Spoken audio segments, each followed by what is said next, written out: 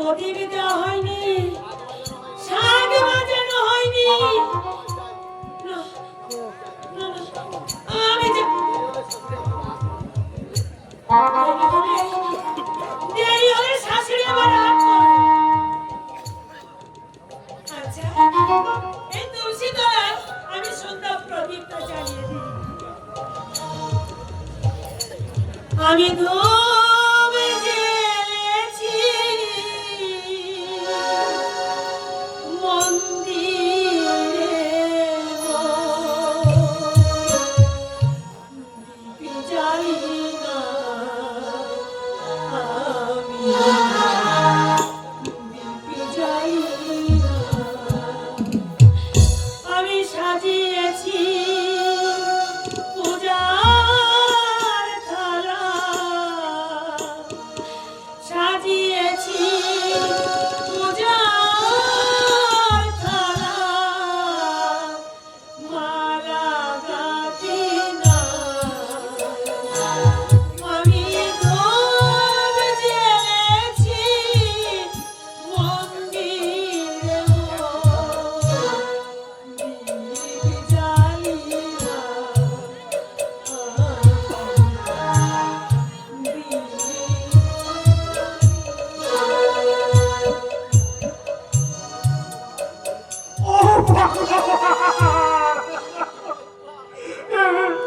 আমি কি দেখলাম?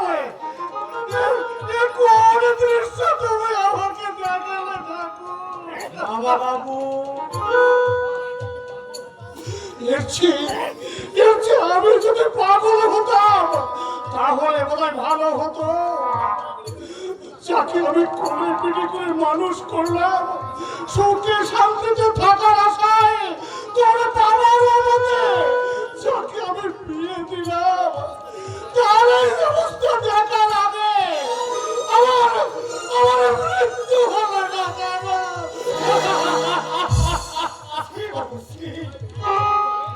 ঈশ্বর বিয়ে করলে চলে না। মানুষের জীবনের সুখ দুঃখ শরতের আকাশের মতো এই স্বচ্ছ আকাশ ফরাক করে ঢেকে যাচ্ছে কালো মেঘে। বিপদে ধৈর্য ধরাই তো বুদ্ধিমানের কাজ, কিন্তু ভোলানাথ বাবু, আমি যে আর ধৈর্য ধরতে পারছি না। চোখের জল আমার যে আর বাধা মানছে না। মামা বাবু, একদিকে তোর বাবার কঠিন মর্মান্তিক ব্যাধির যন্ত্রণা, অন্যদিকে সাধনায় ভারসাম্য হারানোর বেদনা। আমি কেমন করে সহ্য করবো? চুপ করুন। এতদিন আমাকে ছেলে করেছিল না বাবু, তাই তাদের প্রতি মায়া মমতা আমাদের দুজনের জানা ছিল না বাবু।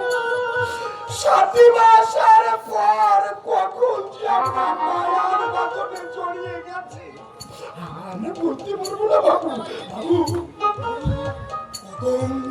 কখন যে আমার গিন্নুর সত্যিকারের মা হয়েছে আমি বুঝতে পারিনি বাবু, আমি বুঝতে পারিনি। এই সময় যদি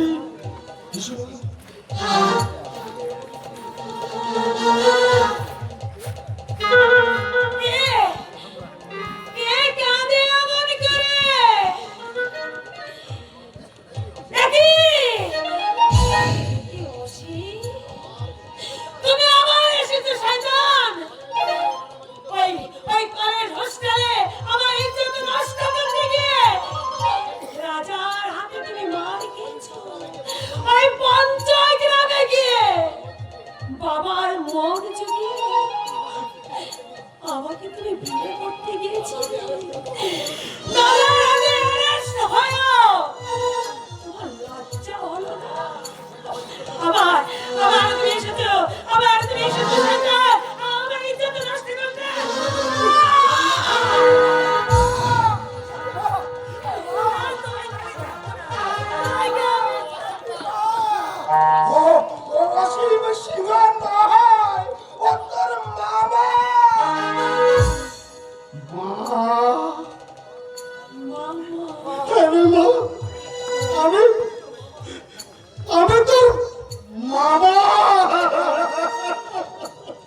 সাথী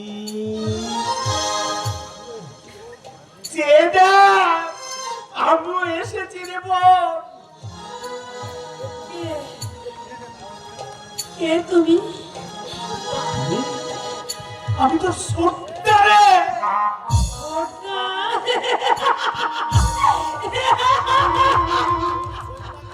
তোর ছোটটাকে আমাকে তুই তুই চিনতে পারছিস না? আমরা আমরা যে তোকে নিয়ে যেতে এসেছি কোথায় যাব? তোমাদের সঙ্গে আমি কোথায় যাব? তোমাদের সঙ্গে আমি কোথায় যাব? কেন তোর তোর বাড়িতে বাড়ি? না! আমার বাড়ি নেই, ঘর নেই, নেই আমার কোনো সংসার। সূর্যের আলোয় হঠাৎ নিভে গেছে আমার মনের স্বপ্ন। সূর্যকে গ্রাস করেছে রাহু।